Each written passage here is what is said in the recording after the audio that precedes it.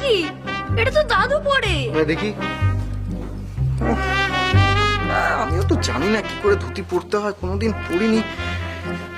দাঁড়াও দেখি কি করতে হয়। এখান থেকে বোধ হয় কোমরের কাছে একটা গিট বাঁধতে হয়, তারপর। বাবা আমি কিন্তু এই পরবো না, এই তো পান্তো দাদা পরে। ঠিকই বলেছো। শোনো, পান্তু আসবে, ওই তোমাকে পরিয়ে নেবে। ধর।